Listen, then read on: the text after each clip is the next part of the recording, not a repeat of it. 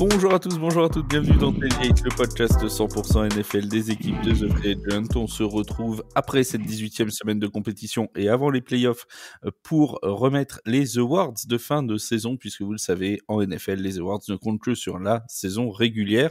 Pas de panique, si vous voulez des previews de playoffs, ce sera fait aussi. Il y aura un troisième podcast cette semaine, qui sortira vendredi, avec les previews de toutes les rencontres qui se dérouleront ce week-end. Mais là, on va parler awards, on va parler talent. Et puisqu'on va parler talent, on a invité Waik. Salut mon Waik, comment ça va ? Salut Flav, salut Sébastien, salut Yaya, salut à tous. Ça va très bien et vous ? Bah ça, c'est la forme. T'as vu, et je t'ai introduit gentiment. Enfin, je t'ai introduit dans, si j'ose dire, hein, voilà, dans les. Pas comme en off, quoi. Voilà. Tout à fait. Ça part bien, ça va être une grande soirée. Ça, je le sens. Seb est avec moi ce soir. Salut Seb. Bonsoir Flav, bonsoir Yaya, bonsoir Wake, bonsoir à toutes, bonsoir à tous, bonsoir à toutes ceux. En effet, on commence très très fort ce soir. Et encore, nos auditeurs n'étaient pas avec nous en off. Et donc, c'est le conseil de classe en fait. On va récompenser les bons élèves, si j'ai bien compris, avant cette dernière ligne droite que sont les playoffs. J'ai très hâte de savoir, de connaître les choix de mes collègues. En parlant de joueurs talentueux, on était obligé d'inviter l'un des deux fans du fan club de Tim Boyle. Hein. Mon Yaya, salut Yaya, comment ça va ? Bonjour, bonsoir à toutes et tous. Écoute, moi ça va très bien, très content d'être là pour les awards. Alors j'ai l'habitude tous les mois avec le podcast sur la NBA N1 de faire le conseil de classe. Là je vais remettre les palmes académiques de fin de saison. Et voilà, ça fait du bien parce que du coup on tire les oreilles de personne. N'hésitez pas à aller écouter, que ce soit N1 ou évidemment nos amis de la MLB aussi, avec First Pitch, d'aller écouter tout ça sur vos plateformes d'écoute favorites en cette année 2025. Tiens, on s'est pas souhaité bonne année, mon Wake. Bonne année, Wake. Ah oui, bonne année, meilleurs vœux, la santé, tout ça, l'argent, tu vois, la fame, tout ça. Et puis, est-ce que tu souhaites que tes Patriots remportent le titre futur champion de division? Ouais. Vous pouvez déjà le noter aujourd'hui. On est quoi ? On est officiellement quand vous allez. Ouais, mais quand ils vont écouter, on sera le 9 janvier. Le 9 janvier 2025. Mes Patriots seront en playoff en 2026. Voilà. C'est marrant. J'ai l'impression d'avoir entendu ça à un moment l'année dernière. Peut-être moi. Mais quand ? Je sais plus exactement. Marty, prends la DeLorean. Voilà, un peu près à la période, mais bon. Et j'irais même à dire qu'on sera champion de division. Voilà, je le dis maintenant. Voilà. Et ça aussi, on a cru déjà l'avoir entendu cette saison. Mais quand ? Ça, c'est une autre question. Bon, les amis, on commence par ne pas parler des Patriots, à savoir pour le titre de MVP. Oui, on va commencer par le titre de MVP parce que c'est bizarre, mais c'est peut-être un titre qui fait débat cette année. On avait eu l'an dernier, alors il y avait la question Christian McCaffrey l'an dernier, mais grosso modo tout le monde s'attendait à ce que ce soit Lamar Jackson. L'année d'avant, c'était assez consensuel aussi. Là, cette année, il y a quand même un vrai débat, Seb, qui s'installe entre Josh Allen et Lamar Jackson. Plus qu'un débat, même un dilemme. N'ayons pas peur des mots. Oui, qui va sauter, je le sens. Deux joueurs qui ont tous les deux performé à des niveaux particulièrement élevés. On pose le débat, Wake, t'énerve pas tout de suite. Non, mais je suis tout à fait calme. Hein. Ça fait quoi ? Ça fait 3 minutes qu'on enregistre, il s'énerve. Déjà, faut se calmer, monsieur, enfin. Faut pas se mettre dans des états pareils.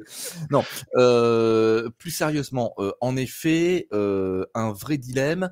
Deux joueurs aux performances très très élevées, deux joueurs en plus avec quelque part sur le papier des profils un peu semblables, qui font énormément marcher leurs jambes, qui sont de vrais moteurs, de vraies locomotives pour leur club, mais il a fallu faire un choix, et comme tu nous as posé la question, Flav, oui, je dévoile nos coulisses, eh bien je vais faire partie une fois de plus de la team Lamar Jackson cette année.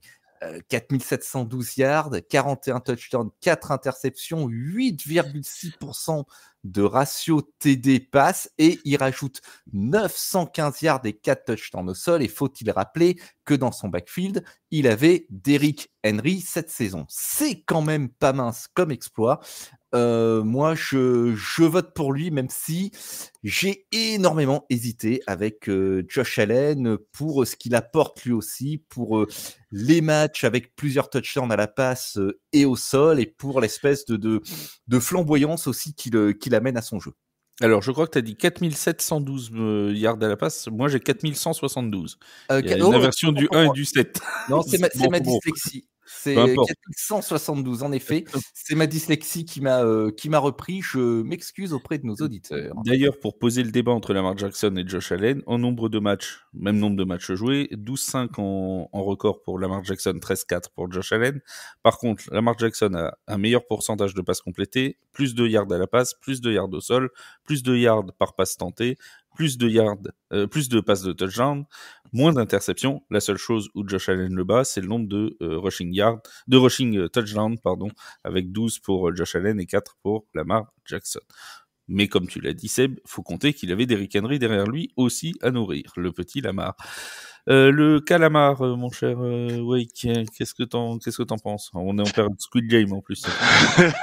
Trop joli. Le calamar, oh, pas mal, ouais, j'ai pas fait gaffe à tout ça, c'est le temps que ça monte au cerveau. Enfin, bref. Lamar, il a su prouver que ce n'est pas juste un running back qui joue quarterback cette saison, clairement. Même si pour moi, j'étais convaincu que c'était déjà le cas bien avant, mais là, au moins, s'il y a quelqu'un qui ose nous dire que Lamar Jackson est un running back qui joue quarterback, je pense que là, cette personne doit arrêter de parler de foot américain de suite. Il a prouvé que c'est un gars qui est capable de faire les passes dans sa poche, en dehors de sa poche, courir quand il le faut. Et même quand il sort de sa poche et qu'il se met à courir, il garde les yeux down the field, donc pour chercher à faire une passe.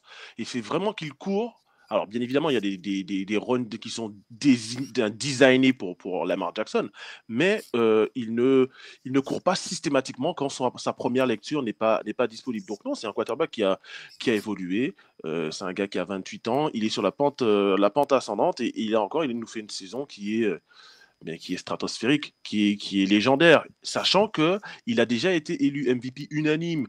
Je crois que c'était sa première fois. Qu'il a eu MVP, donc je ne saurais vous dire l'année, ça doit être 2019 sur un malentendu. Cette année-là, il est devenu le deuxième joueur de l'histoire de la NFL à avoir un MVP unanime. Après, bien évidemment, le GOAT Tom Brady. Là, il a fait une meilleure saison que sa saison où il a été élu MVP unanime. Donc, et il a battu le record de rushing yard pour un quarterback sur une saison dans l'histoire de la NFL. Donc, à partir de ce moment-là, je vois, même si Josh Allen a fait une saison bien évidemment extraordinaire, elle n'est pas au niveau de celle de Lamar Jackson. Je te confirme que c'est bien la saison 2019 pour le MVP de Lamar Jackson.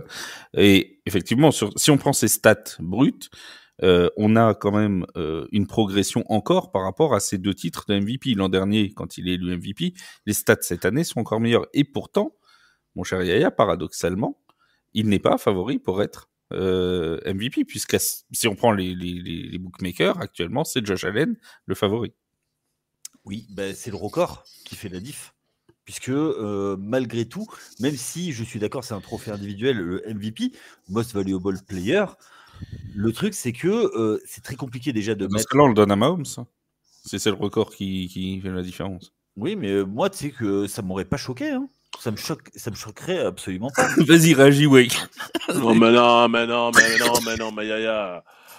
Non, franchement, blague à part. Tu sais quoi, tu m'aurais dit Jared Goff, je t'aurais même pas insulté. Mais là, ça y est, on y vient. Enfin, et alors, justement, tu fais bien d'en parler parce que pour moi, mon vrai MVP, c'est lui. Mais non, mais jamais de la vie. Mais si. Alors, je suis désolé, mais tu enlèves Jared Goff, tu mets, je sais pas moi, tu mets Tim Boyle. Non, mais exagère pas aussi. Eh ben ouais, mais ils vont y arriver. Tu mets Tim Boyle, ils vont pas y arriver, je veux dire, les Lions. Par contre, tu le mets. Où ça? Le même Tim Boyle à Baltimore. Mais vas-y, dégage de là. Dans leur division. Oui, bien sûr. Mais dans leur division, mais t'es un malade mental. Ils se font démonter. Ils se font démonter.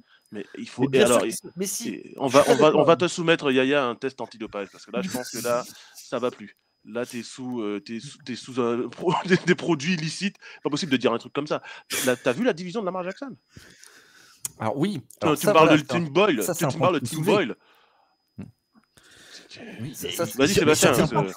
Les défenses que Jackson a affrontées, l'opposition de Jackson par rapport à celle de Josh Allen, c'est quand même deux divisions qui n'ont pas exactement la même physionomie. Et la diff, pour moi, elle se fait aussi là-dessus. Hein. Oui, parce que le record forcément est plus mauvais sur une division qui est plus forte. Il est clair. Enfin, non, mais je sais pas. Et puis, attends. Alors, si on parle juste Allen Jackson, c'est sûr. Josh non, là on parle tout le monde. Il joue les Patriots, donc déjà tu sais que tu as 2 victoires. Il joue les Jets, tu sais que tu as 2 victoires. Ben voilà. Alors, je te rappelle que on a gagné le dernier. Pas une victoire n'a qu'une seule victoire contre les Patriots. Il n'a pas été bon en plus. Hein. Et quand ça joue plus quoi, quand il n'y a plus rien à jouer. Non, mais je te parle. Non, je te parle. On s'est rencontrés plus tôt dans le mois. Oui, il y a 3 semaines. Il y a 3 semaines et il n'a pas été spécialement bon contre mes Patriots, Josh Allen. Il a toujours d'ailleurs un peu de mal. Après, c'est des matchs de division. Est-ce que je vais vraiment lui en tenir rigueur? Moyennement. Moi, c'est la performance qui me gêne le plus dans sa saison, c'est celle de Houston. Et là, on peut vraiment comparer, puisque Josh Allen a joué contre Houston, Lamar Jackson a joué contre Houston, et Lamar Jackson a joué contre Josh Allen, bizarrement. Et il s'est passé quoi à chaque fois? Et les deux premiers matchs de la saison régulière, contre les Raiders, il a fait quoi, Lamar Jackson? Alors, il a perdu. Est-ce qu'il a été mauvais? Non, mais parce que moi, il a perdu, mais on s'en fout. S'il était mauvais. Mais si t'es bon et que tu perds, ça sert à quoi? Ils ont marqué. T'es un Joe Burrow. Voilà. Et bien, alors pourquoi tu le mets pas MVP alors? Parce que alors Joe Burrow, si tu veux, moi le deuxième joueur que je mettrais MVP après Lamar Jackson, parce que malgré tout je le mettrais après Lamar Jackson, c'est Joe Burrow. Alors, je veux bien qu'il est 4800 yards, mais il a quand même moins. Au final, Lamar Jackson c'est 5 milliards cette saison. Quel joueur, alors sortez-moi un joueur NFL cette saison qui a 5 milliards? Non, mais ça, clairement, moi, après, le problème que j'ai avec Joe Burrow, mais là, je rejoins Yaya, c'est une question de record. C'est que tu peux pas mettre un MVP à quelqu'un qui est pas en playoff, tu vois, c'est pas possible. Ça, c'est très compliqué. Mais même dans l'absolu, si tu voulais te donner MVP, même si c'était qualifié en playoff, il est derrière Lamar Jackson cette saison. Oui, pour désolé. Moi aussi. Oui, mais c'est le deuxième joueur le plus proche de Lamar Jackson, non? Mais Jared Goff. Non. Jared Goff. Put some respect on his name. Put some respect on his name. Ah non, mais non. Au bout d'un moment, non. Attends. Non, mais Jared Goff, même le jour où il fait 4 interceptions, les Lions gagnent. Bah oui. Mais... ils n'ont pas besoin de lui. J'ai une question. Parce que moi, est-ce que vous avez déjà vu un MVP dans une équipe qui n'était même pas le meilleur joueur de son équipe? Je suis d'accord avec Wade. Pour moi, Jahmyr Gibbs, c'est plus important. Moi, je suis d'accord pour respecter Jared Goff. Je n'ai pas de souci avec ça, mais moi aussi, je trouve il est un cran en dessous par rapport aux joueurs qu'on vient d'évoquer. Est-ce qu'aujourd'hui, Jahmyr Gibbs me dit Wade, je vais me contenter d'un cran, et je dis bien un cran. Je dis pas une division, je dis pas une classe. Il est vraiment un cran dessous. Il a revitalisé sa carrière à Détroit et il a revitalisé Détroit également au passage. Mais statistiquement, on n'est pas sur les. On est en train de le comparer là à des dual threat quarterbacks. Déjà, rien que ça. Ça me fait quand même un petit peu ouvrir les yeux. Et si on prend le total yardage, mais il est très très loin. Et puis il est capable de. L'exemple parfait, c'est le match de dimanche, dans la nuit de dimanche à lundi. C'est le match de la saison pour les Lions. Le match le plus important de la saison parce qu'ils ont besoin du first seed pour de la tête des séries numéro 1 pour avoir une semaine de repos en playoff. Ils jouent face à leur rival de division, les Vikings, qui sont déjà battus une première fois cette saison. Le vainqueur prend la division. Il se passe quoi dans ce match-là pour Jared Goff? C'est un TD à la passe, 2 interceptions et 4 touchdowns de Jahmyr Gibbs. Ils ont dit, Jared Goff, s'il te plaît, ne passe pas le ballon. Donne-le à Jahmyr. Retourne-toi et laisse-le faire. Et puis dans le match le plus important de la saison, ils n'ont pas pensé que c'était lui qui allait leur donner la victoire. Puis pour Goff, on a quand même quelques tâches sur le CV cette saison. On a 5 interceptions qui sont lancées contre Houston. Ouais, j'avais dit 4, c'est 5. On a 145 petits yards contre Green Bay. Encore la semaine d'après, 85 yards contre Tennessee, un match qui est pourtant gagné 52-14. Donc, on a 85 yards et 3 touchdowns. Certes. Non, mais bon. Non, mais alors, dans ce cas, quelques contre-performances que tu ne trouves pas sur les lignes de stats de Lamar Jackson cette saison. Oui, mais dans ce cas-là, en fait, ok, tu prends les matchs. Mais dans ce cas-là, en fait, les matchs. Tu veux que je regarde quoi? Leur journée. Je sais pas. On donne le titre de MVP à des mecs qui sont dans des équipes de pompe. Et puis voilà. Mais et puis ils sont gentils. Voilà. On va le donner à Kirk Cousins parce qu'il est gentil. Ça, j'avais été sûr.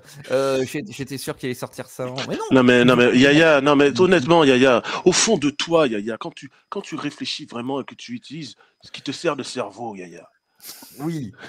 Mais non. Jared Goff et Lamar Jackson. Quand tu les regardes tous les deux, tu vas te dire oh. Alors, en plus, moi, c'est ce qui me choque. Hein. Il y a des gens sur cette planète ça existe, qui préfèrent littéralement. Je préviens. Vous allez être choqués, Flav et Sébastien. Je vous préviens. Asseyez-vous bien sur vos chaises et tous les éditeurs aussi. Rangez-vous sur le bord de la route. Relevez votre siège, rangez la tablette. Mettez-vous sur le bas côté. Attention, mettez les warnings. Il y a des gens sur cette planète qui préféraient avoir Jared Goff en QB que Lamar Jackson. Il y a des gens qui m'ont dit ça. Oui, en 2025, en Big 2025. Je t'ai vu pendant ce live, latter la gueule. T'étais en PLS, t'étais tout petit. Mais j'avais l'impression d'être à l'asile. Mais oui. L'asile de fous, l'asile d'autre chose. Des fous, on va dire. Non, mais sérieusement, à aucun moment on se réveille aujourd'hui, on va se dire je préfère avoir Jared Goff que Patrick Mahomes. Alors pour vous donner quelques indications bookmaker, actuellement Jared Goff est coté au même niveau que Patrick Mahomes, Joe Burrow, Baker Mayfield, Jalen Hurts et Derrick Henry pour le titre de MVP. Voilà. Ils sont tous à la même cote. Après, en plus, juste au-dessus, mieux que lui, je termine juste, mieux que lui, il y a Justin Herbert, il y a Sam Darnold, il y a Saquon Barkley, Lamar Jackson et Josh Allen. Oui, non, mais après, Jared Goff, on n'est pas en train de dire, parce qu'en fait, il faut en plus que je rappelle que Jared Goff n'est pas un mauvais quarterback, je n'ai jamais dit ça de ma vie, c'est un bon quarterback, c'est juste que tu as une table de MVP où tu as vraiment 3 joueurs, pour moi, Saquon Barkley, Lamar Jackson, Josh Allen, et puis tu as la table annexe, et Jared Goff, il s'assied sur la table annexe, quoi. Et tu mets pas Mahomes? Jamais de la vie. Pas cette saison. Bien. Ça a beau être le. Alors pour moi, pour le coup, Mahomes, c'est le meilleur. Tu vois, pour moi, il y a un débat entre Mahomes et Lamar Jackson sur le meilleur joueur de la NFL. Mais si tu veux le donner à Mahomes, il n'y a pas de souci. Mahomes, ok, mais cette saison, non. C'est une récompense de saison régulière. Mahomes, il a fait quoi cette saison régulière? Alors, c'est pas de sa faute, entre guillemets. Il n'y a personne à qui lancer le ballon. Et puis, il a pass protection dont il hérite, excuse-moi, mais bon, c'est ça. Le mec, il se fait pressuriser 90% du temps. Le gars sur le terrain, il perd un seul match, quoi. Et quand il faut aller chercher les matchs... C'est pas lui qui perd. C'est sa défense qui gagne. Il a combien de victoires cette saison? 16. Mais il y a 15 matchs, 15 victoires cette saison. Il y a 14, c'est sa défense. Mais oui, mais sauf que quand il faut aller gagner, et c'est bizarre, mais chaque fois qu'il faut aller gagner les matchs, il les gagne. Moi, je me souviens. Quand ta défense, elle prend pas plus de 15 points par. Tu sais combien de sa défense, elle prend de points par match? Oui, mais en moyenne. Oui, mais le truc, c'est que toi, tu fais toujours le débat dans tes lives. Celui qui apporte le plus à son équipe, eh bien, il a rien, il arrive à faire quelque chose. C'est la défense qui apporte le plus à cette équipe. Le MVP de la défense des Chiefs, c'est la défense. C'est jamais Patrick Mahomes. D'accord. Jamais de la vie. Mais oui, mais sauf que malgré tout, avec rien, eh ben, c'est un alchimiste, le gars. Je sais plus quel match, il doit aller chercher un first down, il doit aller chercher un moment où il va chercher il va y va tout seul, il dit bon allez les gars, vous me faites chier, j'y vais. mais le truc c'est mais en fait c'est oui, voilà. Non, mais est-ce qu'il est clutch à certains moments, est-ce qu'il est décisif dans ce match-là précisément, oui, il a été, mais c'était contre Carolina, il me semble. Mais sur la saison, je suis désolé, sur la saison.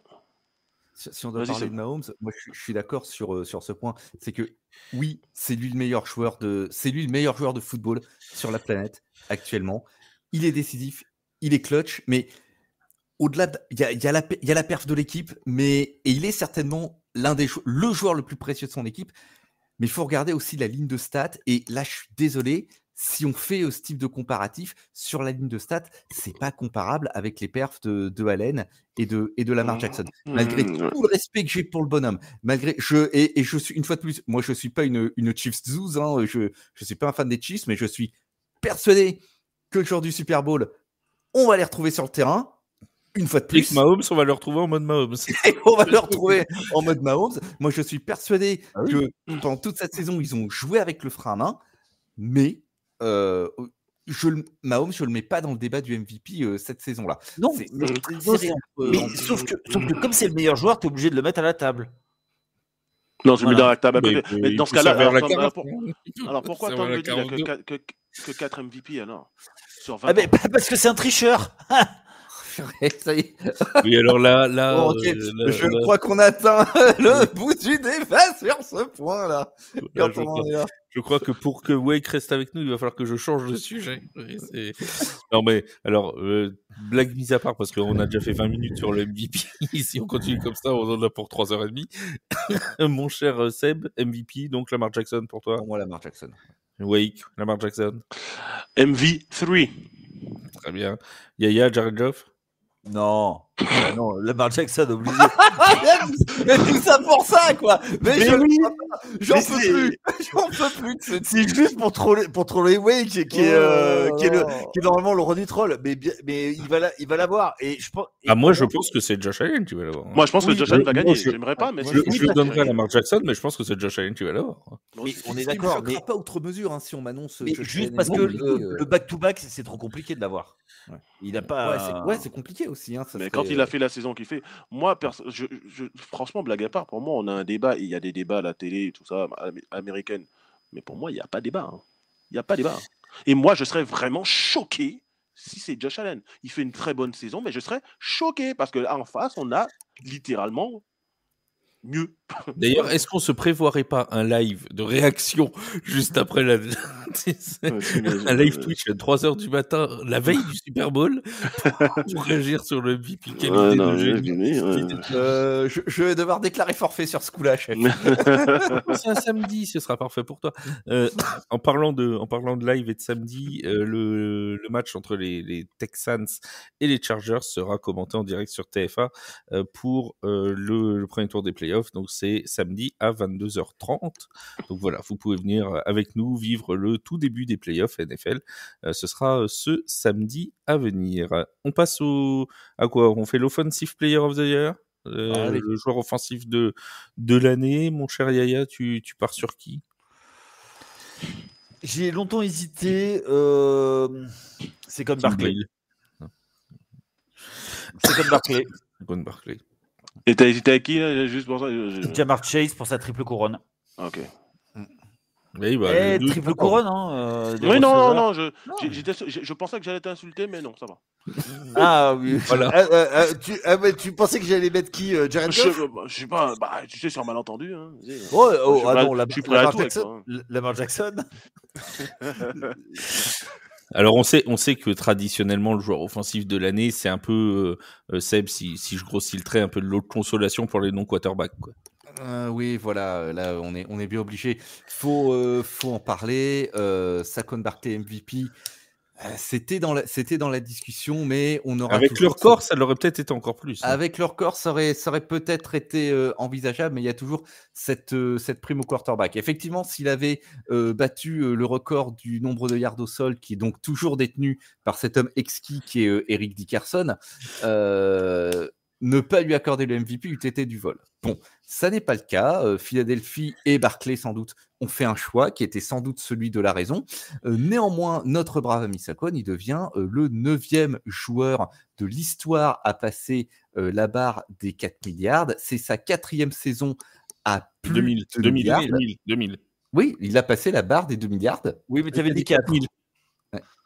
Oh là là, mais j'ai du mal ce soir, c'est incroyable. Ce 4000, je pense qu'il aurait été...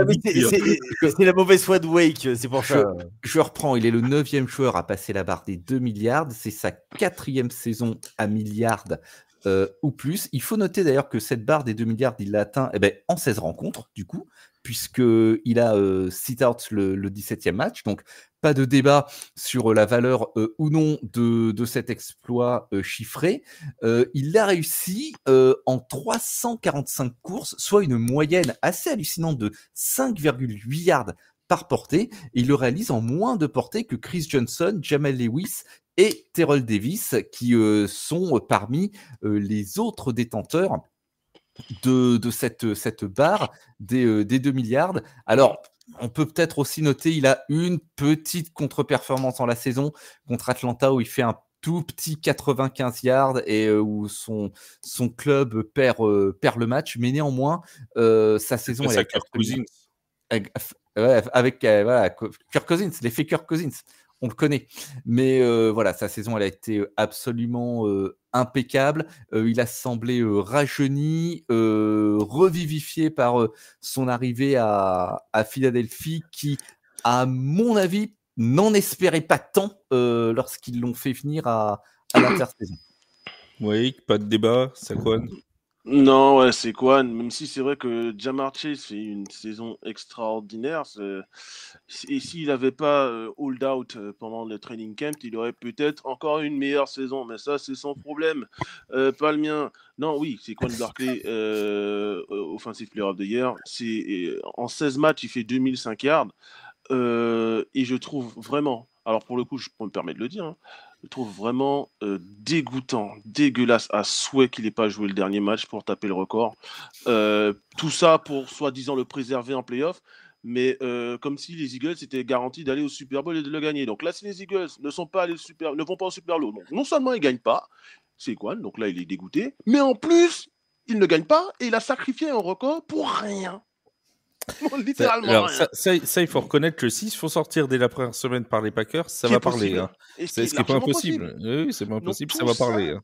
Tu gâches une saison historique du mec pour rien. Et en plus, donc Seb, il disait bien, il le fait en 345 portées. Notre ami Eric Dickerson, qui a le record, il le fait en 379 portées. C'est quoi? C'est 345. Donc même avec un match de plus, il aurait tapé son record, ça c'est sûr, je vous le garantis qu'il aurait tapé contre les Giants.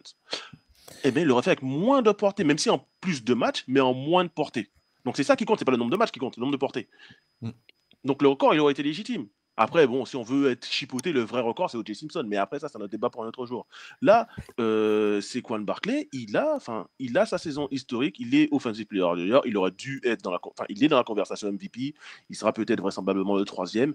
Mais c'est vraiment dommage de gâcher une saison pour soi-disant le préserver en play-off. Enfin, je sais pas. Les chances qu'ils reviennent quand même à ce niveau-là de refaire une saison à 2 milliards dans une carrière, c'est pas garanti. Ça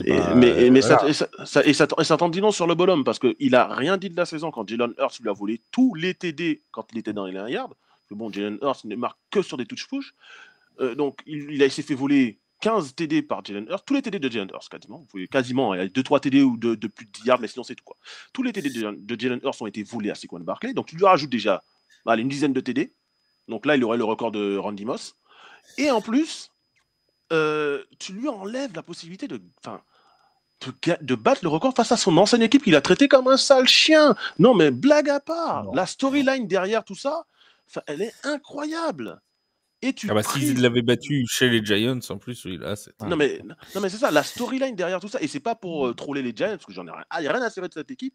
Oui, c'est celle qui bat les Patriots au Super Bowl, quoi. 2 fois. Ouais. Leur palmarès, c'est d'avoir battu les Patriots 2 fois au Super Bowl. Super. Mais si tu veux. Super Bowl. Super. Moi, j'en ai combien dans ma franchise, rappelle-moi.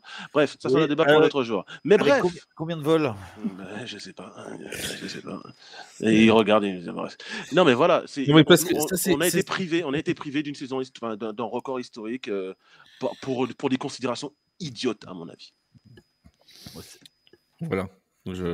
Mais tu sais, ça c'est un truc qu'il s'amuse à faire avec moi, en fait. Et continuellement, il me dit, oui, moi j'ai 4 Super Bowl et tout. Et en fait, il a oublié que toi t'en avais plus. Tu vois, ça. Pour une fois, je l'ai pas oublié, mais non. C'est bon, voilà, c'est pas grave. Bon. Saquon Barkley pour tout le monde, fin du débat, tout va bien, on va aller. Il faut quand même noter Ja'Marr Chase. Il faut noter la bonne saison de Ja'Marr Chase, mais en fait, le problème de nos amis des Bengals, c'est qu'ils sont supportés par Arthur. c'est surtout que non, mais Arthur, il va te dire que les Chiefs ont fait exprès de perdre parce qu'ils avaient peur de jouer contre les Bengals. Ce qui est pas complètement idiot. Alors, Kelsey, je suis pas convaincu, mais enfin bon. Kelsey, il a répondu à ça. On en débat. Kelsey veut dire ce qu'il veut. Il n'était pas sur le terrain, donc il ferme sa bouche. Mais non, mais enfin, on peut faire le débat 10 secondes, mais ouais, comment veux-tu que les Chiefs aient fait exprès de perdre pour éliminer les Bengals, alors qu'il y avait une troisième équipe dans la balance quand même. C'est les Dolphins. Tu vois. Les Dolphins, ils ont starté Tyler Huntley. Mais Tyler Huntley. Oui, mais ils les avaient startés la semaine d'avant. Ils l'avaient starté la semaine d'avant aussi, ils avaient gagné. Donc bon. Contre qui ? Contre les Browns. Oui. Non, mais c'est vrai que les Jets. Non, mais c'est vrai que les Jets cette année, c'est Super Bowl, quoi. Alors, excuse-moi. Autant je déteste le personnage Aaron Rodgers, mais tu peux pas me le comparer à Dorian Thompson-Robinson, quoi. Non, mais je te l'ai pas comparé. Je te dis juste que ce qu'ils pouvaient décider, les Chiefs, c'était de qualifier les Broncos. Ça, ils pouvaient le décider. On est d'accord. Mais ils pouvaient pas décider d'éliminer les Bengals. Avec Tyler Huntley, excuse-moi, moi, je me suis jamais imaginé que les Dolphins allaient battre les Jets. Et pourtant, les Jets n'ont pas gagné beaucoup de matchs cette saison. Donc, non, pour moi, ils ont fait du management. Après, je trouve l'attitude sur le terrain des Chiefs, mais ça, je l'ai dit dans le podcast, qui est détestable. Ça, on est d'accord. L'attitude sur le terrain des remplaçants est détestable. Mais le choix de franchise de faire reposer ses cadres, Andy Reid a fait la même la saison dernière. Oui, non, mais et d'ailleurs, alors sur le choix de reposer, pourquoi pas, mais le produit sur le terrain était horriblissime. Ah, ça, on est d'accord. L'attitude des remplaçants sur le terrain est horrible. Ça, là-dessus, il n'y a pas de débat. Et puis, tu vas pas me faire croire que dans leur esprit, ils se sont dit, on n'a quand même pas envie de voir les Bengals en playoff. Ça, tu pourras pas me l'enlever de l'esprit. Par contre, Andy Reid, pour moi, il fait une grosse erreur de reposer ses starters 3 semaines. Ah, ça risque de se payer. Mais ça, c'est deux écoles. Hein. Voilà. Ouais, mais 3 semaines, ça fait beaucoup. 2 semaines, je veux bien. 3, ça fait beaucoup. Et surtout 3,5 parce qu'ils ont joué le mercredi à Noël. En plus, tu vois, donc là, ça fait quasiment 28 jours de repos. Hein, ça fait... voilà. On va voir. Mais là, c'est vrai que c'est deux écoles, c'est deux approches différentes de la préparation des grosses échéances. Imaginons, et c'est possible, que les Broncos se qualifient contre les Bills. T'imagines, tu retrouves les Broncos face aux Chiefs. Et t'imagines que le calcul, s'il y a vraiment eu le calcul, il est complètement bête. Ils peuvent se le reprendre en retour de flamme. Hein. Tout à fait. C'est tout ce que je leur souhaite. Voilà. Bon. En parlant des Broncos, tiens, on va parler du joueur défensif de la saison. Et ça peut être un Broncos. Ça risque même d'être un Broncos. Parce que lui, pour le coup, chez les bookmakers, il s'est largement envolé. C'est notre ami Pat Surtain. PS2 pour les intimes. PS2. Est-ce que Waïk, il y a débat ou il n'y a pas débat sur le joueur défensif? Là, si tu me mets pas Patrick Surtain, je sais pas qui tu mets à la place. Hein. Non, le mec, il a été. Oui, super. Il a été stratosphérique. Toute la saison. C'est sa meilleure saison dans la meilleure. C'est le meilleur joueur de la meilleure défense NFL. Voilà. Ouais. Après, tu peux toujours mettre. Kirby Joseph, il sera pas loin. Enfin, il sera pas loin. Il sera dans le classement, mais il est. Non. C'est un safety, donc il fasse des interceptions, c'est un peu plus facile pour lui. Mais Patrick Surtain, il voyage, il suit les meilleurs receveurs semaine après semaine. Non, Patrick Surtain. Alors, je sais bien qu'il y a débat, mais Trey Hendrickson, non, ça vous dit quelque chose? Le problème, c'est que la défense des Bengals, on parle du Defensive Player of the Year. Ou de l'offensive player. Ça ne gêne personne de dire que Ja'Marr Chase est dans la course pour l'offensive player of the year. Non, ça gêne pas juste Yaya. Les résultats sont les mêmes. Hendrickson, je veux juste remettre un petit peu les pendules à leur place, comme disait Johnny Hallyday. 17 sacs et demi, 92 pressions, 3,6% de sack rate. Le mec, quand il rush, il touche le QB quasiment 3 fois sur 10, 18,9% de pressure rate, et dans toutes ces catégories-là, c'est le leader de la ligue. Allez, je vous en mets une autre petite, je vous ai dit 17 sacs et demi. Combien est-ce que le reste de la défense des Bengals a fait de sacs cumulés au total?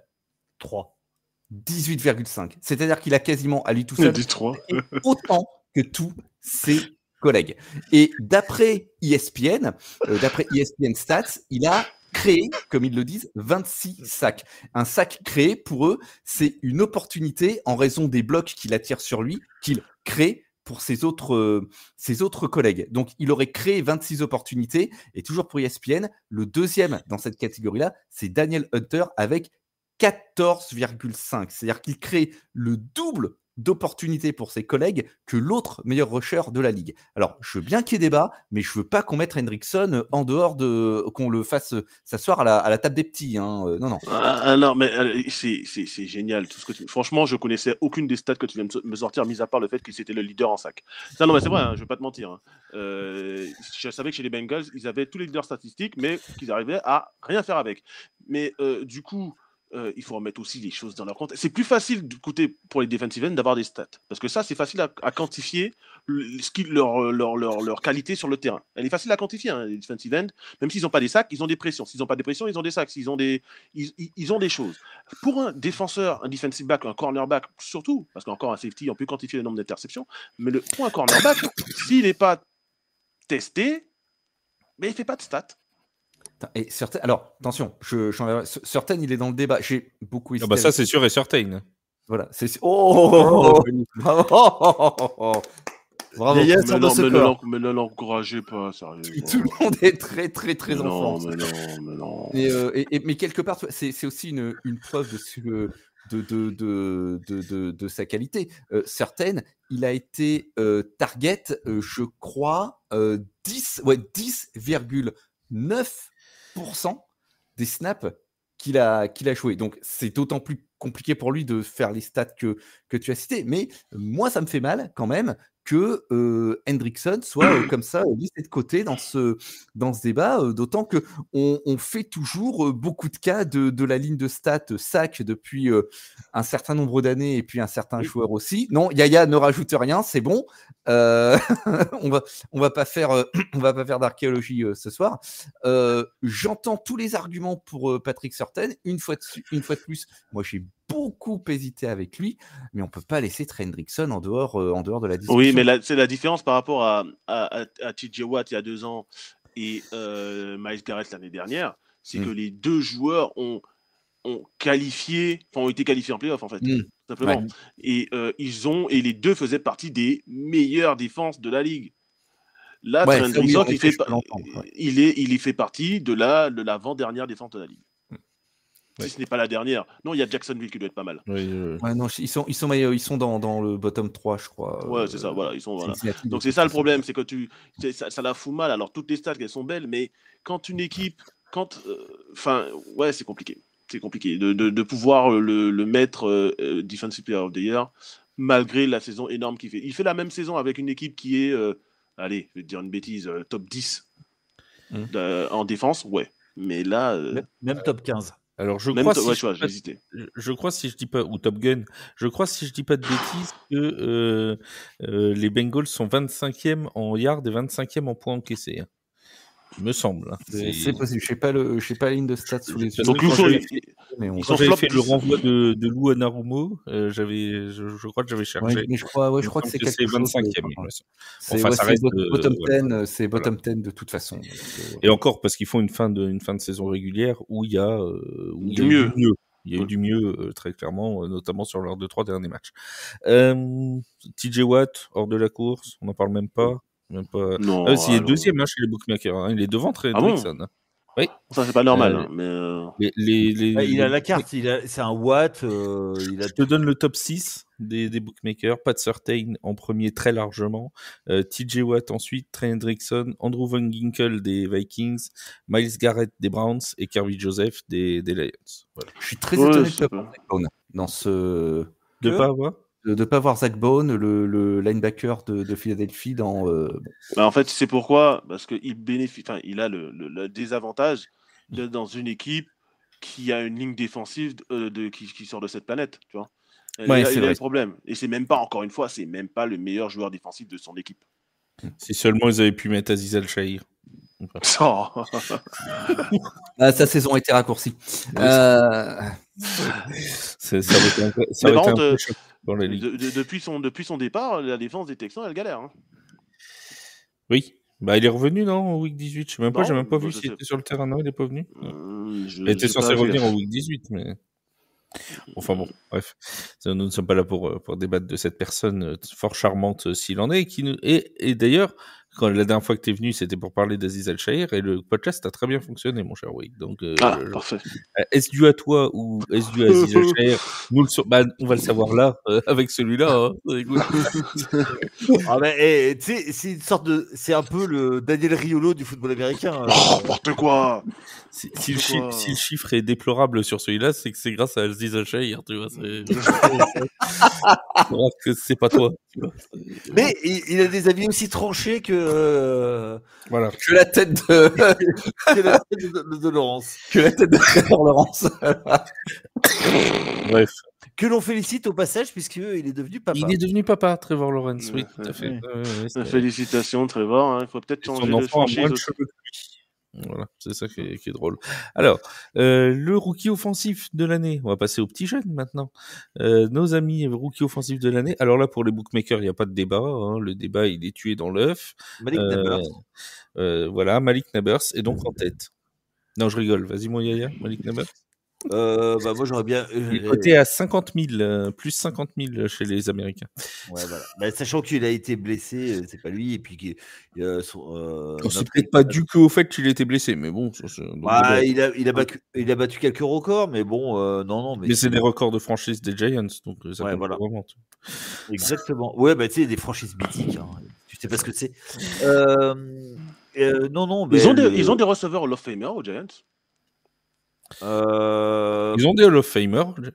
Non, mais des receveurs, j'ai dit. Oui, des Hall of Famer, oui. Non, faut pas être de ouais, ils en ont quelques-uns quand même. Placico Burress, non? Il sera pas Hall of Famer. Hall of Famer? Non, malheureusement. Bah non, une histoire de flingue, en boîte. Non, Placico Burress, enfin, moi, je veux bien être large d'esprit, mais quand même, non. Non, je crois. Si, il y a celui qui avait le numéro 1 avant, qui est des années 30, mais pas dans l'époque moderne. Bon, sinon, mon Seb règle le débat tout de suite. Jaden Daniels. Voilà. Il a la hype, on lui donne. Mais c'est pas qu'il a la hype, c'est qu'il fait une saison de dingue. Oui. Ah oui. Il fait une très très grosse saison, 3500. Une question de hype. On va dire qu'il l'a juste. 25 touchdowns, 9 interceptions. Il rajoute 891 yards au sol et 6 touchdowns. Et en plus, il fait briller ses receveurs. On a Terry McLaurin qui fait à nouveau une très très bonne saison avec 1096 yards, 13 touchdowns avec un rookie. Et puis surtout, ce que j'ai trouvé d'intéressant, c'est la façon dont il a évolué au cours de la saison, notamment dans son jeu au sol. Dan Quinn a été très sage en fait avec lui, en le faisant courir au fur et à mesure de plus en plus en red zone et uniquement entre les tackles. Il n'a jamais eu à forcer ses courses. Quand il y a des jeux designés pour la course, ils ont une raison d'être. Il court pas pour sa vie, ce garçon. Et malgré ce style de jeu, il reste très précis, alors que les rookies ont tendance vraiment à s'accrocher à leur ballon et à faire le jeu à tout prix. Non, c'était une très très belle première saison. Moi, je suis super impatient de voir son année 2 à Jaden Daniels. Et puis, il ne faut pas oublier que dans le premier quart de la saison, il a été dans la conversation pour le MVP aussi, ce garçon. Premier quart. Oui, ça s'est tassé par la suite parce que, sur les rookies, quand ils sont en conversation, ça finit toujours par se tasser à un moment. Et on sait que de toute façon, ça n'arrivera pas. Tu vois, CJ Stroud, encore la saison dernière, on en parlait. De toute façon, ça s'est calmé un peu cette année. Hein. Ça revient en fait au même problème que le non-quarterback au niveau du MVP, quoi. C'est que tu sais que pour l'offensive player of the year, quand c'est un rookie, tu sais qu'il sera rookie offensive de l'année. Voilà, à part une saison stratosphérique extraordinaire du jamais vu, quoi. Faudrait réécrire le livre des records pour que ça arrive. Faudrait que le joueur à qui ça arrive, il fracasse toutes les catégories statistiques à son poste pour que ça se fasse. On a quand même eu des très très bons rookies cette année. Je pense à Bonix, je pense à Brock Bowers. Oui, qu'il y a vraiment pas de débat. Jaden Daniels, ce Brock Bowers, c'est quand même record de réception, tu vois. Mais ça dépend. La question, c'est rookie de l'année ou rookie offensif de l'année. Rookie offensif de l'année, c'est la question. Mais il y a un titre de rookie de l'année. Je sais pas s'il existe encore. Non, il n'existe plus. Non, il y a offensive, defensive, point. Ok. Il n'y a pas de Rookie of the Year. Ok, donc vu qu'il n'y a pas de Rookie of the Year, c'est dur de ne pas le donner à Jaden Daniels, mais Brock Bowers a réécrit tous les records. Ben oui. Au poste de tight end et rookie. C'est-à-dire que il est arrivé en NFL, Brock Bowers, et c'est déjà cette saison, c'est déjà le meilleur tight end en NFL. Il n'y a pas un tight end en NFL aujourd'hui, à l'heure actuelle, qui est meilleur que Brock Bowers. Non, clairement. Pas un seul. Et le mec, il est trop fort. Et après, il tombe chez les Raiders. Donc ça aussi, ça joue pas en sa faveur, parce que lui, il ne va pas en playoff. Donc oui, mais sinon, franchement, si c'est mon cœur qui parlait, je donnerais à Brock Bowers. Mais vu que là, on va essayer d'être honnête avec soi-même, on sait très bien que ce sera Jaden Daniels. Et pour en revenir à ce que j'ai dit à Yaya tout à l'heure, si je t'ai demandé s'il y avait un receveur des Giants au Hall of Fame, c'est parce que c'est pas compliqué de taper les records de receveurs chez les Giants. Mais bon, ça c'est un débat pour un autre jour. Mais il y en a un. Enfin, Odell Beckham Jr., ça te parle? Ouais, mais c'est vrai. Le seul receveur des Giants. Il ira pas au Hall of Fame. J'ai fait mes recherches. Le seul. Non, il aura excursion en bateau ce jour-là. C'est Don Maynard qui a été. 1958 quand même. Voilà. Donc, ça date pas d'hier. Voilà. Donc non, Brock Bowers, incroyable. Mais en vrai, je taquine Yaya, mais Malik Neighbors, pour moi, c'est déjà un top receveur dans cette ligue, tout comme Brian Thomas Jr. Il faut pas l'oublier non plus. On a quand même sur les 6 meilleurs joueurs classés par les bookmakers, on a quand même 3 d'LSU. Ah mais il faudra investiguer cette fac. Parce que c'est juste pas normal. En même temps, ils viennent du meilleur état. C'est Louisiana State University. Ils viennent du meilleur état. Par contre, blague à part, petite parenthèse qui est vraiment hors sujet. Attention à Jeremiah Smith de Ohio State, qui en freshman est déjà le meilleur receveur dans NCAA. Mais dans 2 ans, quand il va arriver en NFL, il sera peut-être déjà le meilleur receveur, quoi, sans malentendu. Mais oui. Parce que Wake, il nous fait non seulement les Awards 2024, mais il fait aussi ceux de 2027. Déjà, tu vois. Il sera là dans 2 ans. Et donc ça, saison 2026. Ouais. Mais il est trop fort. Mais oui, Malik Neighbors, on a une cuvée rookie qui est pas mal. Et tu vois, s'il y a un joueur que j'aurais aimé voir plus tôt dans la saison, et peut-être même starter début, c'est notre fameux Michael Penix Jr., qui dans son duel avec Jaden Daniels, nous a montré que c'est un quarterback, pour moi, un quarterback de franchise déjà. Moi, il m'a déjà convaincu. En 2 matchs, il m'a convaincu. Et même le match face aux Panthers, il réalise des passes en 3e et 20, en 4e et 15. Enfin, le mec, il est clutch, précis. Enfin, ils ont un quarterback à Atlanta aussi. Donc, à surveiller sur les saisons prochaines. Mais bon, il a joué. C'est pas Kirk Cousins. Et c'est pas Kirko, mais ça, c'est pas comme si je l'avais dit avant. Mais bon, ça... Mais on te dira qu'il est gentil. Donc oui, c'est un homme gentil. Oui. Voilà. C'est un garçon gentil. Mais oui, il a braqué la NFL, mais c'est un mec gentil, Kirk Cousins. C'est grâce à son pendant plusieurs années. Et pendant plusieurs années, il a braqué la NFL. Ouais. Mais bon, ça, c'est un autre débat pour un autre jour, comme dirait quelqu'un que je connais. Le rookie défensif de l'année. Là, il n'y a pas de débat non plus chez les bookmakers. Jared Verse. Jared Verse, assez nettement, tous d'accord avec ça? Ouais, complètement, Jared Verse. Oui. On est en train de réfléchir, mais oui, Jared Verse. Ouais. Bah après, c'est Quinion Mitchell chez 2e et Chop Robinson 3e chez les bookmakers. Je suis un peu moins convaincu par ces 2 joueurs. Verse, il y avait beaucoup de choses qui étaient attendues de sa part. En particulier, il ne faut pas se le cacher, depuis le départ de Aaron Donald. Les Rams, ils se cherchent un successeur.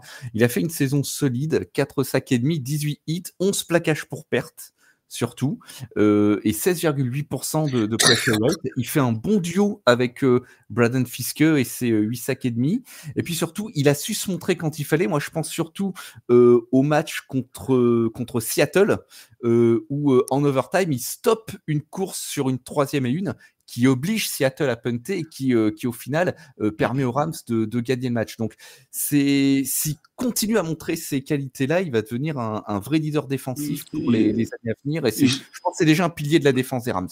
Ils sont en train de se reconstruire une ligne chez les Rams un peu comme la ligne sous Jeff Fisher, où tu avais Chris Long, où tu avais Aaron Donald et Robert Quinn, tu vois, à l'époque. j'en oublie quelques-uns, mais voilà, les 3 principaux noms qui viennent à l'esprit, c'était ceux-là. Ils sont en train de se refaire une ligne, parce qu'avec Kobe Turner, Jared Verse et Brandon Fisk, même s'il va, faut pas il paye ses impôts, lui. Mais c'est un festival ce soir. C'est pas moi. Ah, mais non, mais tu aurais pu. J'y suis pour rien. Non, mais j'ai préféré la sortir avant que tu me la sortes, Flav. Ouais. Bah, tu sais, une fois que moi je l'ai sorti, après ça rentre plus. C'est comme ça. Ah bah non. Non, mais voilà. Après, c'est fini. Ils ont vraiment ils sont en train de se faire une ligne défensive. Ils ont une équipe très très jeune, mis à part leur quarterback qui a 150 ans. Mais ils ont une équipe très très jeune et c'est une équipe qu'il faudra surveiller déjà dans ces playoffs parce que c'est pas dit qu'ils ne gagnent pas le match face à Minnesota. Moi, je pense qu'ils vont pas être marrants à prendre lors des playoffs, les Rams. Vraiment. Du tout. Bien, on passe au Comeback Player of the Year. Nos joueurs revenus d'entre les morts, qui sont finalement là. Joe Burrow est favori, Sam Darnold est deuxième. C'est assez serré entre Joe Burrow et Sam Darnold. Pourquoi Joe? Ah ouais, parce qu'il a été quand même pas mal blessé la saison dernière. Oui. Moi, c'est serré. Ouais, c'est serré. 1,5 pour Joe Burrow, 2,5 pour Sam Darnold au niveau des cotes. Ouais. Non, moi je. Moi, je serais Tim Burrow sur. Pour lui donner un trophée quand même. Il a déjà pas les playoffs. Non, mais c'est vrai que y aurait peut-être un petit peu de ça. Il revient. Alors, pas d'une saison blanche la saison dernière, mais d'une saison moche et qui a été très très rapidement écourtée. Au regard des perfs qu'il aligne cette saison, pour moi, ça ferait sens. Joe Burrow aussi, Yaya. Darnold. Il a fait quand même une. Sans Willy. Ouais, sans Willy. Ouais, que je viens de la comprendre. Pourtant, il est trop jeune. Hein. Faut le sauver, Willy. Oui. Il en peut plus. Il se demande ce qu'il fait là. C'est la double lame. Il se dit la prochaine fois que Flav me propose, je dis non. Non, mais heureusement que j'ai pas passé la saison à faire les émissions avec eux parce que j'aurais pété un plomb. Déjà que j'ai fait une saison ELF avec Flav. Et que tu vas en faire une deuxième. Et que je vais en faire une deuxième. Alors, imagine une saison NFL, là, ça dure longtemps. Ah, c'est que t'as aimé ça au fond. Oui, on va dire ça. Non, c'est qu'il aimait bien faire la traduction avec l'outre-Manche, c'est pour ça. Et l'outre-Atlantique. Non, blague. Non. Oui, alors si Joe Burrow est vraiment éligible à ce titre, c'est difficile de le mettre. Mais pour moi, franchement, c'est moyen. Il a joué la saison dernière, il a joué assez de matchs pour pas être comeback player. À mon sens, il n'a pas à être dans la discussion pour ce. Pour moi, le comeback player of the year, c'est Charles Todin. Il n'a pas joué de la saison dernière, il n'a pas joué cette saison non plus, mais bon, ça c'est un autre problème. Tout pour faire de la lèche au boss, toi. Non, sinon c'est. Salaire. Sinon, Sam Darnold, pour moi, ça devrait. Pour l'histoire, c'est Sam Darnold. Damar Hamlin est dans le choix des bookmakers. Il a joué l'an dernier. Il n'est pas mort l'an dernier. Non, il n'est pas mort. Donc, il l'a eu la saison dernière. Il a eu la saison dernière. Oui, c'était lui l'an dernier. Oui. Non, l'année dernière, il n'a pas joué puisque c'était juste avant les playoffs. Non. Il a eu une récompense la saison dernière. C'était Joe Flacco l'an dernier. Et la saison d'avant, alors la saison d'avant, c'était Geno Smith. Il n'a pas eu En tout cas, il était dans la discussion pour qu'on lui donne. Hein, il était dans la discussion, même si juste il mettait un pied sur le terrain dans la saison, et puis ça devait être bon. Mais en fait, c'est Joe Elite Flacco qui a eu. Ouais, c'est Joe Flacco. Il l'aura pas cette année. Ça avait fait une brève polémique la saison dernière. C'est vrai, c'est pour ça que j'ai cru que c'était lui qui l'avait eu. Mais non. C'est pour ça. Darnold, je comprends pour le côté storytelling, mais Darnold, il revient pas de blessure. Donc. Et il y avait aussi ce côté-là avec Flacco la saison dernière. Mais il n'a pas joué la saison dernière, Darnold. Il n'a pas joué. Est-ce qu'on pourrait pas le donner à Aaron Rodgers? Il a pas joué, mais il n'était pas blessé. Il n'a pas joué parce qu'il était remplaçant à San Francisco. Mais c'est aussi ça le comeback player d'ailleurs. C'est les mecs qui réussissent leur carrière. Alors, Smith, il aurait jamais dû l'avoir. Ça se comprend, mais il y a un vrai débat là-dessus, justement, qui a été ouvert avec la remise de l'award la saison dernière avec Joe Flacco. Et par rapport à Damar Hamlin, c'est que Flacco, il était juste sorti de sa retraite, quoi. Il était assis sur son canapé. C'est littéralement un comeback qu'il a fait, lui. C'est littéralement un comeback. Je suis d'accord, c'est littéralement un comeback. Mais il y a donc je sais pas si je sais qu'il était question à un moment justement que la NFL clarifie la règle là-dessus. Je sais pas si ça était le cas. Bon, mais après, ça, en point de vue du point de vue du storytelling et même au regard de sa carrière jusqu'ici, Darnold, ça se comprend. Ça me choquerait pas non plus outre mesure. Oui, mais Geno Smith l'a eu au-dessus de Saquon Barkley, alors que il était juste enfin, il était même pas un comeback parce que il était même pas comeback. Il avait jamais joué vraiment. Il avait été titulaire par-ci par-là. La situation de Darnold. Ouais. Et deux joueurs qui ont été gâchés par la même équipe à la base. Mais oui, pour parler des Jets, cette équipe que j'adore toujours. Hein.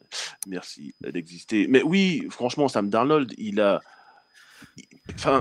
c'est littéralement un comeback. Il a joué des snaps la saison dernière en fin de saison quand les 49ers étaient déjà qualifiés en playoff. Je crois qu'il a joué le dernier match, en malentendu. Je crois, ouais. Sinon, il n'a pas joué la saison dernière, il n'a pas joué la saison d'avant. Il est remplaçant depuis 4-5 ans. Et il arrive ici, déjà il était censé être remplaçant de J.J. McCarthy, parce qu'on ne va pas me faire croire que J.J. McCarthy n'aurait pas starté cette saison. Et le pauvre, il se blesse. Il arrive, personne n'attend rien, mais absolument rien de Sam Darnold. Moi, j'attendais rien de Sam Darnold. Celui qui me dit qu'il attendait quelque chose de Sam Darnold, il est un menteur. Voilà. Même si on sait que Kevin O'Connell fait des miracles et que je pensais quand même que Sam Darnold serait moins mauvais qu'on le pense, j'aurais jamais pensé qu'il fasse la saison qu'il fait, si tu veux. Là, il fait une saison où il amène son équipe, qu'on le veuille ou non, à 14-2. C'est un bus rider, c'est pas un bus driver, mais il fait quand même une excellente saison. Pour moi, il est plus MVP que Jared Goff. Voilà. Est-ce que vous savez qui a été Comeback Player of the Year en 2009 ? 2009, Tom Brady. Tom Brady, tout à fait, très bien. Et en 2008, Chad Pennington. Et oui. Ouais, c'est le quarterback des Jets. Hein, on peut tous les faire, hein, mais bon. C'est intéressant de se dire que c'est très souvent un quarterback qui est comeback player of the year. 2023, c'est Joe Flacco. 2022, Geno Smith. 2021, Joe Burrow. 2020, Alex Smith. 2019, Ryan Tannehill. 2018, Andrew Luck. Il faut remonter à 2017 et Keenan Allen pour avoir un autre que quarterback comme elle aussi, voilà, elle aussi est très souvent donnée au QB, voilà. Et puis c'était il va quand même pas faire 2 ans d'affilée, 2 fois comeback Burrow, 2 fois comeback player of the year, quoi. Ah bah 2 ans d'affilée, c'est compliqué. Non, mais 2 fois back-to-back comeback player of the year, personne l'a jamais fait. Non, là, il y a un problème dans l'énoncé, là. Non, mais 2 fois en 4 ans, c'est bon. Bon, bah allez, je me prends une année de pause tous les 3 ans. Allez, hop, allez. Mais surtout qu'encore une fois, il a joué quand même pas mal de matchs la saison dernière, quoi. Joe Burrow l'an dernier, il a joué 4 ou 5 matchs, quoi. Ça suffit largement. C'est bon, non, plus. Plus que ça. Hein. Il a dû jouer à une dizaine de matchs. Peut-être pas. Non, il en a joué moins que ça. Oui, parce qu'il était blessé en début de saison, ce bourricot. Oui, c'était blessé. Il a joué 4-5 matchs, il a arrêté après. Et on a dit, oui, c'est pour ça qu'il fait 10 matchs. Ouais, 10 matchs, ouais. Et un record de 5-5. C'est pour ça qu'on avait dit, les Bengals, ils ont mal commencé parce que Joe Burrow, il était pas très bien, machin tout. Avec on s'est aperçu cette année que c'est juste parce qu'ils savent pas jouer au mois de septembre. C'est un autre problème. Coach de l'année, coach offensif, ce serait Ben Johnson, mais coach de l'année tout court. Alors, Kevin O'Connell est très largement donné favori. C'est surprenant. Hein. On a aussi, qui est-ce qu'on a d'autre ? On a Sean Payton dans la discussion. Parce que quand même avec Denver, pareil, il n'y a pas grand monde qui les mettait à ce niveau-là. Hein, Denver. Il y a quand même un choix qui a été fait l'an dernier de dire on met Russell Wilson sur le banc, on l'envoie manger ses patates à Pittsburgh et on prend un rookie en plus avec un choix qui n'était pas dans le top 3 de la draft non plus. Ils vont chercher Bonix, s'il arrive à les emmener en playoff, personne ne les voyait en playoff en début de saison. Donc clairement qu'il soit dans la discussion, il n'y a pas scandale non plus. Alors vous savez que j'ai une affection particulière pour Sean Payton, pas le cacher. Mais mais clairement, il mérite quand même d'être dans la discussion. Voilà. Il y a Dan Quinn aussi qui est dans la discussion, il y a Dan Campbell, évidemment, de Détroit. Alors, je vous mets qui? Moi, j'hésite beaucoup entre Kevin O'Connell et Jim Harbaugh. Ah, Jim Harbaugh est très loin chez les bookmakers. Parce que Harbaugh, il prend quand même en main. Attends, Jim Harbaugh, il est derrière Todd Bowles, il est derrière Sean McDermott, il est derrière Sean McVay, il est derrière Andy Reid, il est derrière Mike Tomlin, et il est derrière Nick Sirianni. C'est incompréhensible pour moi. Il est devant John, par contre. Le type a pris en main une équipe qui, la saison passée, a perdu ses 5 derniers matchs à la suite, notamment en prenant une raclée 63-21 contre les Raiders. Ce club, il y a un an, a pris 40 pions contre Las Vegas. Rendez-vous compte un peu de l'état dans lequel il était.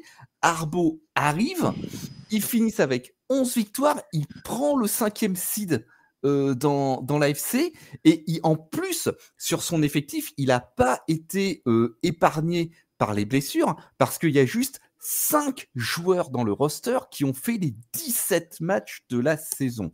Harbaugh, c'est un faiseur de miracles.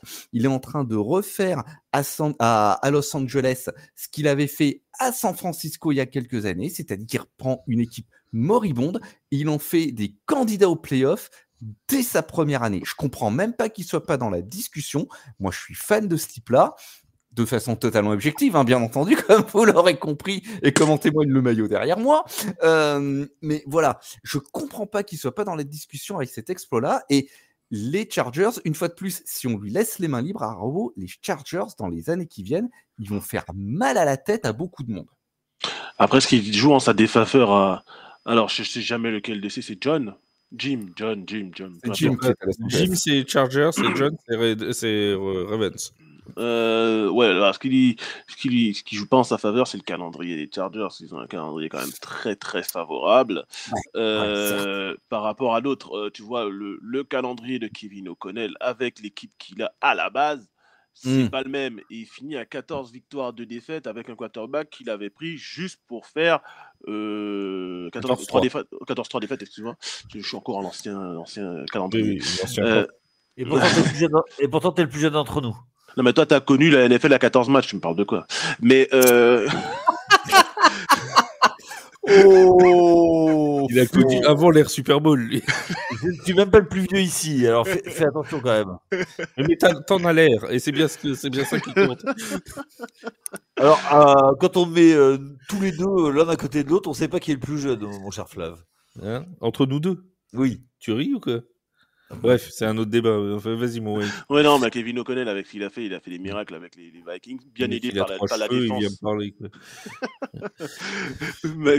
Bien aidé par la défense menée par Brian Flores, formé, voilà. Du coup, ouais, non. Il va peut-être y retourner, non? Vous voulez pas le prendre en head coach? En head coach, non, parce que pour moi, c'est Mike Vrabel qu'il faut prendre, mais s'il revient en tant que coordonnateur défensif, moi je le prends, je l'accueille. Non, il y a Rex Ryan aussi. Non, merci. Non, Brian Flores, qu'il aille chez les Jets. C'est un mec des Jets qui va aller chez les Jets. Mais oui, non, concrètement, Kevin O'Connell, c'est dur d'argumenter contre lui, même si Sean Payton fait une excellente saison aussi. Et que Dan Campbell aussi. Mais bon, non, là, Kevin O'Connell, ce qu'il fait avec ce qu'il a à la base. Ouais. C'est lui qui tire le mieux, je pense, profit. Enfin, comment dire, qui emmène le plus haut l'effectif par rapport à ce qu'il a. Quoi. C'est ça. Alors, par rapport à la base qu'il a. Moi, il y a deux noms. Brian Dabble, il y est pas dans la discussion. Non, ça c'est clair que non. Mais moi, il y a 2 noms qui n'ont pas été cités et qui, premier, c'est Sean McVay qui va en playoff avec les Rams alors qu'on les attendait pas du tout là. Et il y a un autre qui a jamais eu le titre et pourtant Dieu sait qu'il le mérite. C'est Mike Tomlin. Alors moi j'étais d'accord pour Mike Tomlin l'an dernier, bizarrement cette année, je trouve que ce que fait Kevin O'Connell par exemple, alors c'est peut-être biaisé par la fin de saison des Steelers. Oui, mais 5 défaites d'affilée, ça fait beaucoup. Et puis un calendrier favorable. En fait, ils n'ont pas perdu de match juste parce qu'ils n'avaient pas rencontré d'équipe jusqu'à décembre. Et puis quand ils ont rencontré des équipes en décembre, ils ont perdu des matchs.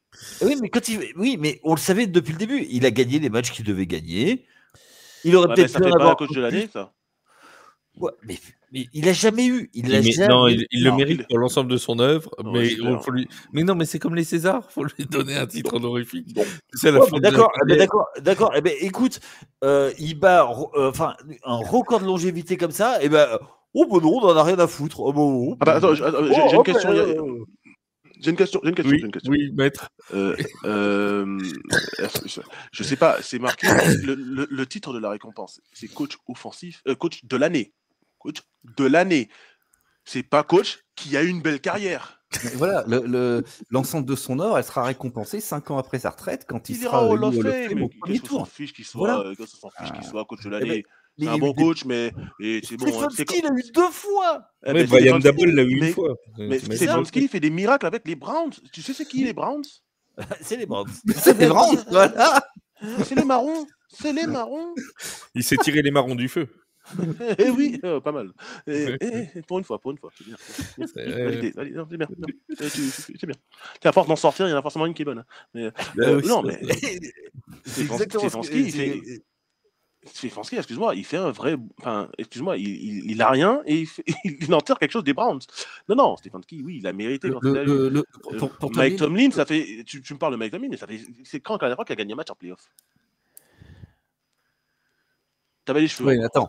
Cette réponse. Non, mais attends. Là, les playoffs, ils sont pas pris en compte. Ce qu'il y a, moi, je pense que Tomlin, ce qu'il y a, c'est que pour être élu coach of the year, malheureusement, il est il est trop bon pour son propre bien. On a tellement l'habitude de le voir à ce niveau et qu'il a été devenu normal en fait.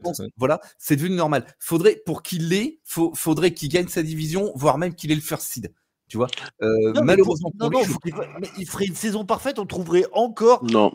Enfin, très honnêtement, cette saison parfaite avec son effectif, je pense qu'il l'aurait eu. Saison parfaite avec son effectif. Je veux bien l'entendre, mais il faudrait qu'il remporte sa division et plus peut-être le first seed pour qu'enfin on le considère. C'est qu'on a tellement l'habitude de une fois de plus dans sa carrière, il n'a pas eu une saison négative et du coup, ça joue contre lui pour décrocher cet award. Mais par exemple là cette année, oui et non. Excuse-moi de te couper, mais oui et non. Enfin, là tu peux pas donner coach de l'année à quelqu'un qui a perdu ses 5 derniers matchs. Oui, mais attends, il a quand même. Si ça n'arrive pas, qu'il perd pas ses 5 derniers matchs et qu'il remporte sa division, bien évidemment, là les Steelers ils font, je sais pas moi, 15-2. Et là tu lui donnes à Mike Tomlin. Mais non, je suis désolé, il a perdu ses 5 derniers matchs, quoi. Russell Wilson, qui était vilipendé par toute la ligue depuis 2 ans, il le ressuscite, il arrive à en faire quelque chose. Il fait quelque chose de Justin Fields sur les premiers matchs et. Mais non, il a perdu ses armes. O'Connell fait quelque chose de Sam Darnold. Oui. Et on part de. Mais Sean Payton, il fait un truc de Bonix. Oui, mais c'est pas gagné. Hein. Non. Moi, je dis pas qu'il doit. Et je dis juste que il faut le citer à un moment ou un autre, Tomlin. Donc, c'est clair. Voilà. Bien, il a été cité, mais il gagnera pas. Bon, mais parce que il y a toujours des mecs comme toi. Là, on est arrivé au sommet de l'argumentation. Au-dessus de ça, mais j'avais l'impression d'argumenter avec Homer Simpson. mais ouais, non. La donnette. Espèce d'andouille. Ah oui, on va voir samedi, on va voir Bob l'éponge sur Nickelodeon là, pour le match entre les Chargers et les Texans. Là, on a eu Homer Simpson nous dans le podcast. Donc, non, oui, mais on sait très bien que Wake c'est shipper lui. Oh mince. D'accord. Et attends, et je croyais que c'était défensif. Tu voles les ballons. C'est mon métier à la base, ouais. Voilà. Donc tu vois, c'est pour ça. Voilà. On va partir sur un tunnel imitation, ça va être long, je le sens. Ça va pas être terrible. Alors on va passer au dernier award. Alors celui-là, ouais, qu'il l'a pas du tout. Ouais, quoi? Oh purée, oui. Encore oui, Il va petite sortir surprise là pour Walter Payton, Man of the Year. C'est ça qui va Non, sortir. non, du tout. Ça, ce sera comme Jordan, tout le monde le sait, donc il n'y a pas besoin de débattre. Donc, bah, il faut bien qu'on ait un trophée de temps en temps. C'est le TFA Award, celui qu'on remet tous les ans à la plus belle ou la plus insolite des actions de cette saison 2024. Ah bah oui, il fallait le préparer. Bah oui, t'as pas eu le conducteur. T'as pas fait ça. C'est pour ça, par surprise. Bon, Seb, il va commencer, il va se lancer, comme ça, tu auras des idées. Alors, la plus belle action ou la plus insolite, ou celle qui t'a marqué? Pour commencer, j'ai une mention honorable qui est très très récente. Lors du match de dimanche dernier entre les Jets et les Dolphins, on a eu un trick play magnifique avec une reverse de Davante Adams qui revient vers Aaron Rodgers, qui est obligé d'éviter le rush, qui lance sur Davante Adams, qui se fait caraméliser, exploser les pieds dans le ciment par Jalen Ramsey. Alors, mais par contre, plaquage très très propre. Hein. Plaquage d'école à montrer dans toutes les écoles de foot américains, mais il se fait exploser les pieds dans le ciment. C'est un jeu qui m'a donné beaucoup de plaisir. Néanmoins, mon jeu vainqueur, c'est la Hail Mary réussie par sur Noah Brown par Jalen Daniels contre les Bears de Chicago pour remporter un match à la dernière seconde. Non seulement le jeu est incroyable avec cette passe qui est typée et le receveur qui est derrière et ça lui tombe dans les bras, mais surtout, messieurs, parce que j'ai regardé, à partir de ce moment-là, c'est la descente aux enfers pour les Bears qui perdent 10 rencontres de suite à croire qu'ils ne s'en sont jamais remis. Et le corner qui chambre le public juste avant. Le corner qui chambre le public juste avant et qui est en retard après pour monter sur la Hail Mary. Ça, c'est la cerise sur le gâteau. Ouais, t'as Eric Stevenson, et c'est lui qui type le ballon en plus. Oui, exact. C'est Eric Stevenson. Il type le ballon. Il faut regarder la Hail Mary. Il faut regarder la Hail Mary et il faut regarder 10 secondes avant. Il faut regarder le plan 10 secondes avant. C'est légendaire. C'est légendaire. Absolument légendaire. Mon Yaya, ton action de l'année. Alors, moi, il y en a une qui est dans mon cœur et je pense que dans beaucoup chez TFA, c'est l'arrivée sur le terrain avec le maillot des Giants du vrai TB12, Tim Boyle, qui est arrivé sur le terrain et qui a porté haut les couleurs pour du feu, pour tout ça. Donc voilà, je dirais ça, mais plus de manière plus sérieuse, plus objective. Je dirais le jeu des Lions qui l'ont refait d'ailleurs avec une réception et derrière une latérale pour aller marquer le touchdown. Et je trouvais que c'est peut-être quelque chose qui va être amené à se développer. Et, une sorte de hook and ladder. Ouais. C'est une quick in and ladder, quoi. Ouais. Oui, très bien. On a eu plein de belles actions. Il y a eu la réception de Jarrett Wilson, par exemple, avec les Jets. On a eu le touchdown un peu inattendu de Josh Allen où il s'attendait pas à recevoir une passe aussi. C'était, je sais même plus contre qui c'était, dans la neige. Peut-être San Francisco, non? C'est pas San Francisco? Possible que c'est le touchdown où on lui refait une passe et il s'attendait pas à ce qu'on lui repasse le ballon. Voilà, bref, il y a eu plein de belles actions. Mon Wake, t'en as une qui te vient à l'esprit? Une victoire de Patriots, peut-être? Ça va aller vite. On pourrait penser à la passe de Drake May pour Keyshawn Boutte sur la tête de Derek Stingley Jr. juste avant la mi-temps. Mais non, moi je veux avoir une action qui est un peu Marcel d'or comme on faisait à l'époque pour le foot, pour le soccer sur Canal+, pour ne pas les citer. Le Marcel d'or, ce serait Jonathan Taylor qui est sur le point de marquer son touchdown et qui relâche le ballon juste avant la end zone. Il y a eu le joueur des Jets aussi. Il y a eu le rookie des Jets aussi. Et puis il y a eu aussi le DB des Bengals contre les Titans. Mais ça, c'était moins grave. Là, celle-là, pourquoi je l'ai choisie? Parce que, en plus, elle est grave. Parce que c'est limite, pour moi, c'est l'action qui élimine les Colts des playoffs. Parce que après cette action-là, ils perdent le match, puis c'est un match qui dominait. Je crois que c'était face au Broncos aussi, mes souvenirs sont bons. C'est ça. Et ils lâchent le ballon juste avant de rentrer dans la end zone. Ils perdent le match. Ensuite, c'est la descente aux enfers et pas de playoff pour les. Alors la semaine suivante, si je me souviens bien, il fait un match de monstre. Jonathan Taylor, il met 3 ou 4 touchdowns, si je me souviens bien. Et la semaine suivante, c'est la défaite contre les Giants où ils prennent 45 points. Et il marque la semaine d'après, et quand il traverse la end zone, je crois qu'il a continué jusque dans le parking. Avec le ballon dans les mains. Ma petite pépite de cette saison, c'est la magnifique passe de Kenny Pickett avec les Eagles, cette passe qu'il a tentée et qu'en fait il a gardé dans la main et que Saquon Barkley a fini par récupérer parce que le pauvre Kenny Pickett, il a joué 2 matchs mais il a réussi à nous en faire une. Il nous a fait une bourde quand même. Tu vois comme quoi, c'est absolument délicieux. On devrait faire une compilation de toutes les actions dont on vient de vous parler pour la mettre sur les réseaux sociaux. Tu vois, après, il y a aussi, excuse-moi, il y a encore une action. Alors ça, c'est une action positive. C'est celle de Terry McLaurin face aux Cowboys, avec à la dernière seconde quand il marque le touchdown et qu'après l'extra point il est raté. Ah oui. Sur ce match complètement fou entre les Commanders et les Cowboys à Washington. Cavante Turpin avait aussi marqué un touchdown en retour de coup de pied ce jour-là. L'ancien de l'ELF, faut-il le Tout à fait.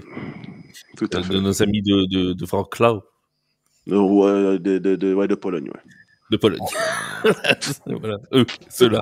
Les Panthers de Pologne. Ah non, en fait, ça se dit pas du tout comme ça. On a cru, mais ça. Bref. C'est Wrocław. Bref, les Panthers, quoi. Ouais, le polonais, c'est comme l'allemand. Hein. Au mollo. Si on trouve un prof d'allemand dans le coin, je vais le lâcher, moi.